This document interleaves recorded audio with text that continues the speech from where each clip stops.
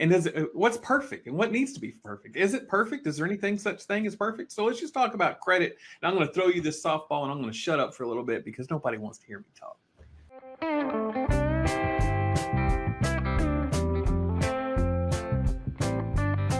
Hey, welcome back. How y'all doing today? David Fleming, Century 21, Texas Homes by David Fleming. So what are we going to talk about today, people? Well, first-time homeowners. I've got a couple of friends of mine that are looking at being first-time homeowners. And, with the market, they're kind of scared. They don't know what to do. Should they save money, not save money? Should they go ahead and jump in? Should they wait? You know what? There's really not a right answer. It's what's good for you. I'm never going to tell you to do one thing or another. But what I will do is I'm going to bring people on here that have a heart of a teacher. And what we're going to do is we're going to talk to you, not at you. And we're going to be there to serve you. So I got Michael Debacker with me. I hope I pronounced his last name properly, with USA Mortgage. He's been doing this for about 10 years. Sit back, as always, people. Sit back, relax, grab a glass of iced tea. What I want to do is inform you, and what we want to do, Michael and I want to do, is just inform you today so you don't have to act out of a spirit of fear or wondering what's going on. If you're wondering what's going on with the market, you can click up here. I'll add a link to the market that I do. I do that every week. But let's get started real quick. Let me bring Michael in. Let's see if we like this one. How we like? Hey, you know what? Look at that mug. Look at that dude, man. He's all ready. Look at that behind him. I think he's ready to go golfing. He's not working today. What's going on, Michael? Hey, David. How you doing, buddy? Doing well. Thank you for coming on today. I know you've got years of experience, and we were visiting the other day just about how to help people, and especially with first-time homeowners. There's so many things that. Well, I mean, think back whenever you were first looking at your first house. Man, that is overwhelming, isn't it? Wow. If you really don't know and don't have somebody that you trust and that it's there in your camp, So, tell me about you've been in this for 10 years. What still floats your boat about this business? Yeah, well, I got to update my profile. I know it still says 10 years. I'm over 12 years now. 12? Yeah, man, it's crazy. That is what it means. You can see the hairline. It's not what it was when I started 12 years ago. That's for sure. But honestly, man, I work in such an industry where I literally get to help people with the dream of homeownership, and as do you, right? And we get to put families in homes. And I've been doing this again for a long time, and even for me, I bought my second home in September. It's such an exciting process. It's a nerve-wracking process, even for somebody who understands every step of the way. But it's such an exciting process, and I get to be a part of that. That's really what gets me out of bed in the morning each day when I come in here. It allows me again just to see the joy that I'm helping people receive by again getting at home. Yeah, and what I always tell people, and I want to talk right to the people here real quick. You need information so that you can make a good decision. That's all we're here to do is just give you information. We're not here to tell you what to do. Your situation is unique to you. Now, I would say, hey, let's sit down and have a conversation so we can dig down and find out what your goals are. But the last thing you want to do is just buy a house. Because what if buying that particular house is all emotional? It doesn't get you to where you want to be long-term with your goals. All it does is get you in a house. And that house actually might put you in a financial bind because we didn't do our diligence and make sure there was an inspection done or things of that nature. And next thing you know, you've got plumbing issues. I just had a friend of mine that I talked to that I used to work with, and he had to redo all the plumbing underneath the house just because they didn't do their due diligence.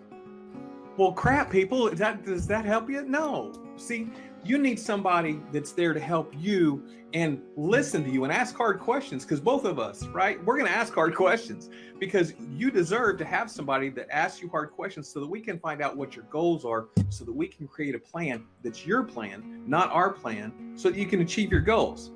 Fair? All right, so let's jump into it. Mikey, you want to? Yeah, buddy, I'm ready. I'll look at you. I just want to go out there and go hit that little white ball. So let's get to it real quick. The first thing we want to talk about, and watch this. Watch this. Here it comes. Oh, look at that. It looks so pretty and look like I know what I'm doing. So we're talking about credit. I know I'm a dork. It happens. So credit. whenever I thought back of whenever I was first looking at to get a house, and everybody tells you, oh, there's the three things, and the first one's credit. Wow, you better have a good credit score. What in the world does that mean? And what's perfect and what needs to be perfect? Is it perfect? Is there anything such thing as perfect? So let's just talk about credit. And I'm going to throw you this softball, and I'm going to shut up for a little bit because nobody wants to hear me talk. Just like anything that we're going to talk about during this time together, everything is always relative. And we live in such a world where we have so much information at our fingertips, where actually it can almost be a deterrent to getting the correct information, because we can find whatever we're looking for. If you believe that you need perfect credit, you're going to find plenty of info that says you need that. But the reality is we work with all different types of credit profiles, and I mean all different types. Yes, okay, if you have an 800 credit score, that's great. It's going to make a little bit of things easier for you from a qualification standpoint. But things happen in life. People have extenuating circumstances that occur that they could have never planned for. It wasn't even their fault, and it damages their credit. It happens. There are plenty of things put into place that offer additional flexibilities that if you don't have the 800 credit score, it's okay. You don't have to be, freaking Superman from a credit standpoint. And the thing is too, we're going to help you guys with your credit in those situations if maybe you've had some bumps in the road. I've been doing this long enough where I've seen thousands of credit reports. I know ways to, again, get you back on your feet if, again, you need a little bit of help. But, you can do credit scores. Prior to COVID, we could actually technically go down to 500. There's extra down payment requirements for something like that, but really 580 was the baseline. Right now, we're probably looking at 600, maybe 620 as the baseline. But, and I don't mean this to offend anybody, but that's far from perfect. And that shows you everything you really need to know, that if you can get a loan at 620, then you really shouldn't let some potential. So let me ask you a question. So, and there's, like you said, there's not a cookie cutter anything, because we're dealing with people's lives and stuff happens, right? It happens to us. Look at COVID. Wow. Anybody see that coming? No. Anybody able to plan for that financially? No. But you can be smart about, making sure you don't do stupid things, which we've all done stupid tax day, Ramsey. But so what is an average credit score, if there's such a thing, from what you normally see? So people that are just getting into this so that they can go, oh, okay, well, at least I'm here, or I need to get up, you know what I'm saying? Just what's your average? Yeah, I say average is probably going to be around that 680 mark. That's kind of where I will suggest average is. That kind of puts you in the terms of, okay, maybe we want to look at a conventional loan, maybe we want to look at FHA, and I don't want to put the cart before the horse on those types of loan programs. But the point is, it really opens up a lot of different doors for you at 680. For instance, if somebody comes in at 620, then I know we're going FHA. More than likely, that's going to be the route that we want to explore. But 680 absolutely is average, and again, you'll have just as many doors open to you as someone who maybe has a 700 or 720, something in that ballpark. Okay, so let me talk right to the people again. Here's the cool thing. He just gave benchmark, bingo. So if you're at 680 or above, you can go, wow, I didn't think we were ready, because I'm sure there's some people that are looking at this going, wow, I've only got a 700, and my parents are the people that have been, around and have a lot of debt, that they've paid off, and a long credit history, and they might have 770. Like, I'm at the high sevens. It's right. Because I'm old and I've been paying on stuff for a long time. Doesn't mean that I'm any better or worse than anybody else, but that kind of tells you, okay, if I'm at 680 or above, you know what? There's things out there that free him up to open up, and I don't know his world, right? Because I'm on the other side, but open him up to more options for you. Flip side, if you're not quite at 680, okay, so what? Have a conversation. We're getting ready to get into that part of it. And let's just get into that. So if you're not quite at 680 and you're on the lower side, I think this would be a good question. Okay, say you're at 550 or just under, we'll just say under 6. Mm-hmm. Crap, that means we're not gonna be able to get a house for a year. That's the first thing I would think. Or remember back whenever I was young. So on average, what does that look like? If you're trying to get your credit score up, now of course I'm not going to nail you to, oh hey, he said it's 4 months and it took me 6, but what's the average? How long should it take to get Yeah, credit? sure. Yeah, and I don't know that there is an average. Like you said, you're not going to hold me to it, but I will say that every report is a little bit different. And I'll give you an example of what I mean. If somebody comes to me, they have a 550, for instance, and they've got 4 credit trade lines. So a trade line is a car loan, student loan, personal loan, credit card. It's something reporting on the credit, right? So if they have 4 trade lines that are all credit cards, and let's say each one of them has a limit of $5,000, but the balance on all of those are $4,800 or even $5,200. They've gone above. Well, that person, their credit fix is easy. Pay down your debt. That's an easy fix, right? Versus somebody who, well, the concept is easy. Yes, well, I should rephrase that. Oh, yeah, sure. Yeah, just pay that sucker off. Just 20 grand, just throw it at your debt. No big deal. Oh, and you need down payment after that. Exactly. We're not freaking about yet. That's the next thing. Go ahead. That's right. If somebody comes to me and they have the 4 same trade lines that are $5,000 limits, and they have 0 or let's say a $100 balance, but they have late payment after late payment after late payment on that $100 balance, that's a much harder report to repair, right? Or help get them to place. They need time. That's what they need, because they need a bigger gap between the time that they're looking to buy versus the time they had their last late payment. Man, you sent me for another one question. I'm sorry to interrupt, but hey, go for it. Literally trying to think like a first-time homeowner, because hey, guess what, people? I've been there. I've been late on payments. We've been late on payments. It happens. You got too much month at the end of the money. There's a reason that's the same. So if I'm in that bucket, you know what? I've had some late payments. Maybe I've been late more than 3 times. Maybe I've just been late a couple of times. But when you say it's going to take a little time, okay. So say I've been late. I've went into a bad patch or a rough patch, and I've been late for 6 months on different things, because this happens, Michael, right? I know This is your world. You live it. So if that is the case, that is just that one specific example, and say they're late on their monthly bills, their mortgage, they were paying their water bill because they didn't want to get that turned off. They're paying their electric bill, but the mortgage is late, and maybe their car payment is late. I'm just thinking through some things. So if that's the case, how long on average, if that's just the one thing, is that 3 months? Is that 6 months to get back to a decent credit score? What does that look like?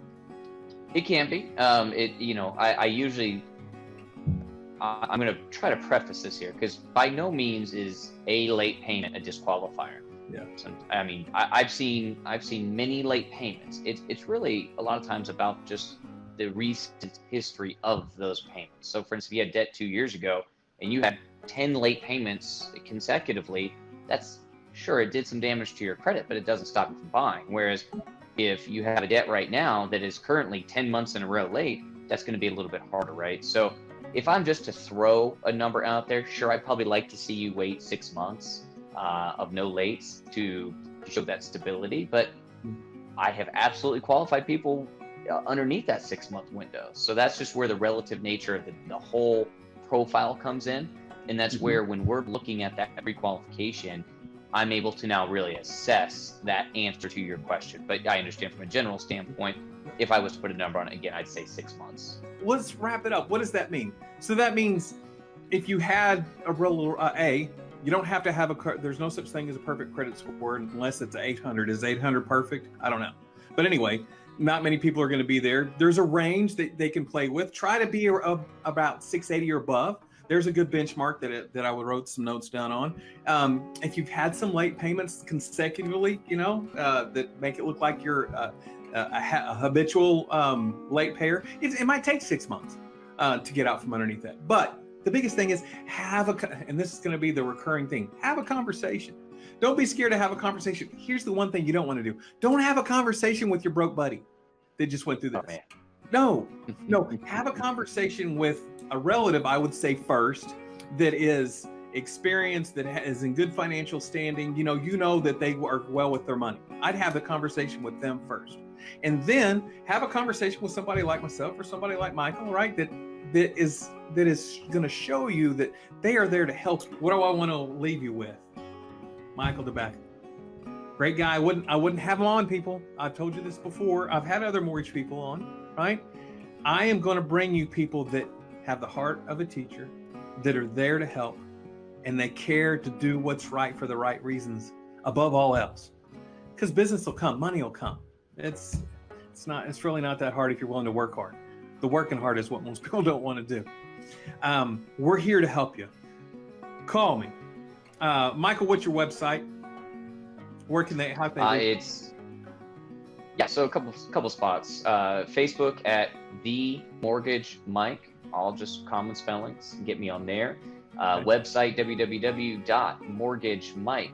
Again, common spelling. Mike is short for Michael, M-I-K-E. So mortgagemike.us, as in United States. No com, no net, no nothing. So mortgagemike.us. And of course, cell phone, guys, you can literally text me. I don't care. Text, call, reach out to me at 214-718-2248. 214-718-2248. Yeah, I caught him in a pig blind 3 weeks ago. He really will pick up. Try to respect his time, though. From me to you, people, if you don't get anything out of this today, remember two things. Number one, God loves you. Number two, you know I do as well. If you get the first one right and understand that, it'll carry you through so many things that you don't understand. All right. I hope you found this enjoyable. I hope you found this informative, and to see that we're really here to help. If you do, hit the subscribe button, ring the bell so you can find more stuff that comes out quickly. And then for the next video, right, just click up there. Michael, I can't tell you how much I appreciate you being on with me today. Hold tight, because I'd like to visit with you after this is over. But thank you so much, my friend. I appreciate you coming on board. Thanks for having me, buddy. Appreciate it. You betcha. Y'all have a blessed day.